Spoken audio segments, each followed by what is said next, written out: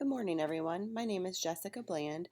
I attend Waynesburg University, and today I would like to share with you a patient safety initiative.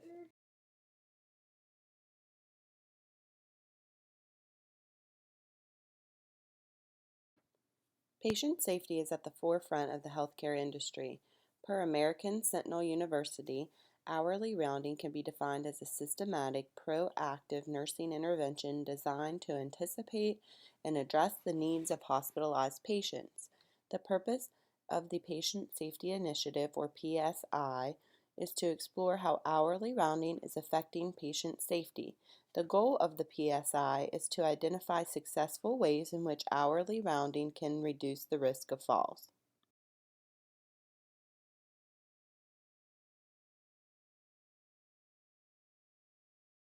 Hourly rounding includes 5 assessments with possible intervention when entering the patient's room.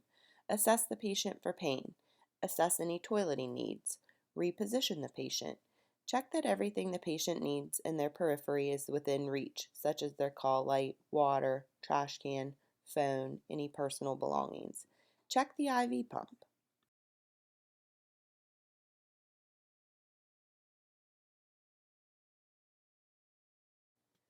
Toileting needs are one of the most common reasons for falls in hospitalized patients. Studies on the circumstances surrounding patient falls in United States hospitals showed 38 to 47% of falls were associated with toilet-related activities that occurred in the bathroom, per Cross, Evanoff, and Hitcho. The focus of hourly rounding is on toileting needs that could lead to a potential fall. Safe transfers and physical stabilization from nursing staff improves the patient's safety during toileting.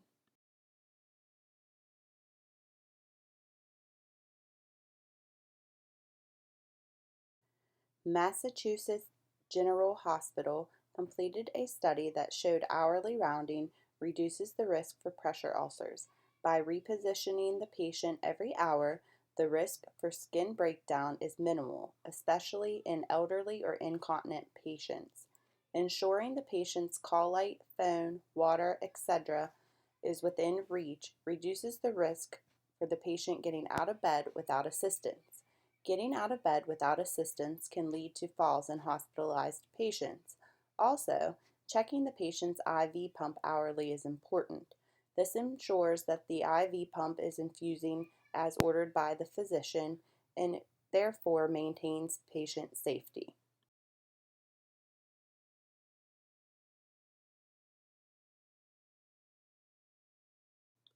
Patient safety and patient satisfaction mirror one another in the healthcare setting. Krepper et al. Suggests that hourly rounds on hospitalized patients can improve the patient's perception of care and improve patient safety. If patients have a perception that they are bothering the nurse, they are less likely to ask for assistance with their ADLs. Hourly rounding affords the patient the opportunity to ask for assistance, and the patient does not feel as if he or she is interrupting the nurse. In turn, the patient feels more comfortable in any request for assistance, and there is a decrease in the risk for injury related to falls.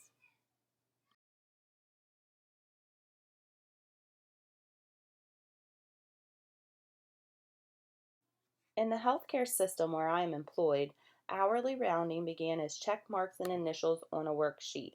It was easy for staff to be late on the hourly checks. If a nurse got behind on her medication pass, she could go in 2 to 3 hours later and put her initials in a check mark.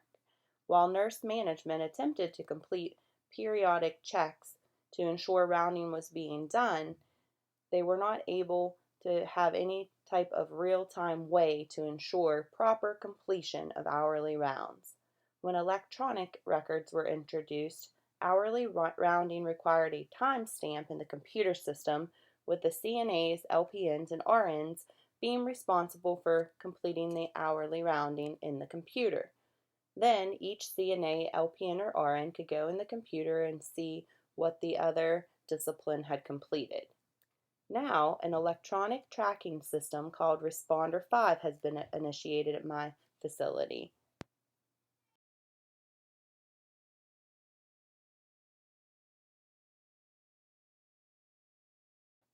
Responder 5 includes a panel in each room that has rounding, fall risks, reassessment for pain, and lights outside the doors of the patient's room that says if an RN is needed or if physical therapy is needed, and that prompts the nurse to go into the room.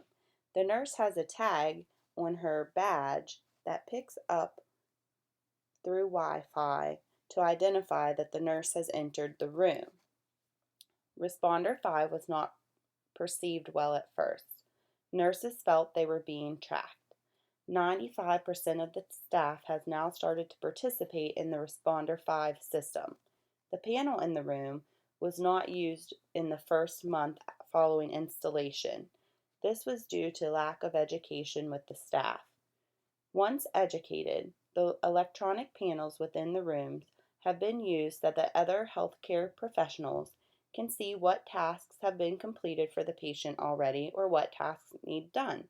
The light systems allow the nursing assistants to turn on a green light to get the RN's attention to come into the room for either medication, pain assessment, or whatever request the patient has that the nursing assistant cannot complete on her own. At this point, at the facility where I'm employed, Responder 5 is being used at 100%. Through working with the nurse manager leading the safety initiative, it was decided that nurse leaders should be identified on each shift. There are two 12-hour shifts within the day. 2 RNs and 1 LPN were identified as nurse leaders. Compliance with the system improved because of this. Root cause analysis on each fall that has happened after Responder 5 was initiated has shown compliance and improvement in hourly rounding within the healthcare facility.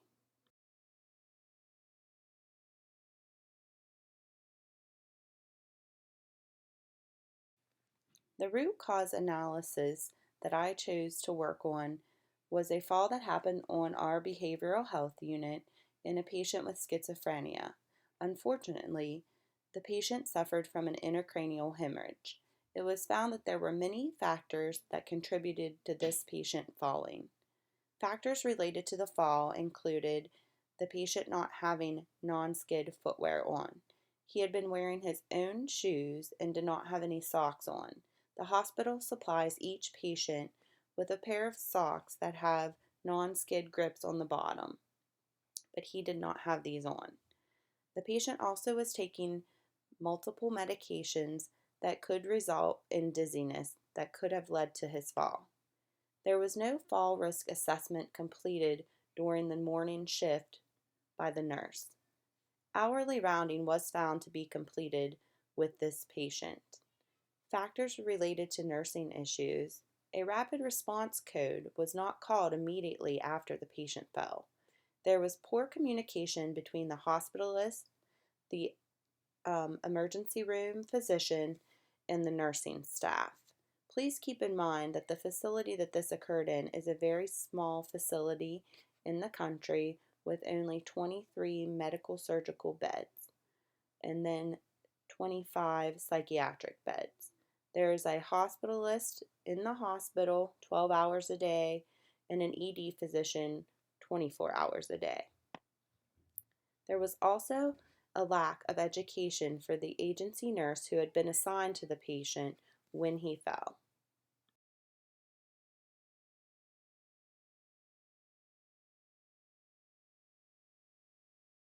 After this patient fell, a root cause analysis or RCA was performed. Nursing leadership instilled stricter policies and procedures. Mandatory training was began, and each staff member had to complete this training or they would receive written or verbal warning. One of the issues was that the patient was not wearing non-skid footwear. Now, within the unit, every patient is to have on non-skid footwear at all times. Nursing assistants check to make sure this is occurring periodically. The IT department built in a protocol in the PICSs that if a medication had a side effect such as dizziness or drowsiness, an alert is prompted to the nurse within the PICSs that allows her to see that this medication can cause these side effects before the medication is withdrawn from the PICSs. The IT fall safety protocol was initiated and it prompts the nursing staff to be aware of the risk for falls due to medication side effects. Per the medication management policy, the pharmacist is also to provide consultation regarding drugs and drug interaction. All employees, including agency nurses, are to complete a full orientation packet that requires certification of completion. The nursing staff also is to train agency nurses completely on the unit. Prior to this patient falling, agency nurses would just shadow the regular staff nurses. That is no longer happening at this institution. To improve communication, provide SBAR worksheets for nursing staff to use prior to calling the hospitalist. Nurse leadership began doing this. It's been suggested that SBAR is a means to avoid unclear communication between healthcare professionals and in turn enhances patient safety in the healthcare sector, per Blom, Peterson, Hagel, and Westerngren. The quality control nurse is to institute monthly fall committee meetings. Behavioral health unit staff is mandated to participate in these monthly meetings. The patient safety plan states that patient safety is a priority for leadership of the healthcare system. The health system leadership supports a systematic, coordinated, and continuous approach to the improvement and management of patient safety.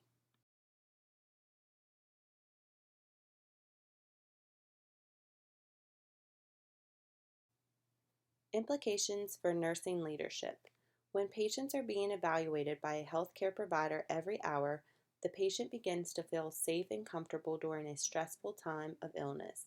Through hourly rounding, nurses have the opportunity to initiate change in each unit for a safer environment.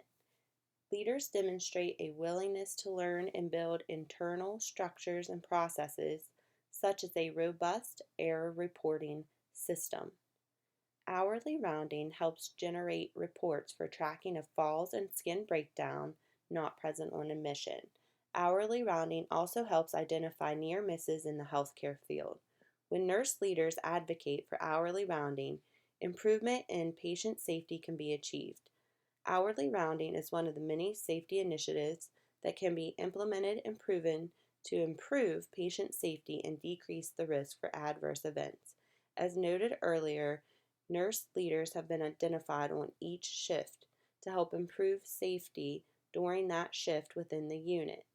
These leaders continue to speak with each staff member about any safety issues that they feel need to be brought up. Then these nurse leaders speak with the management department within the unit to discuss safety issues that come up, especially on shifts that are off shifts, like night shift. Together, we can all work to achieve great safety goals within the healthcare system.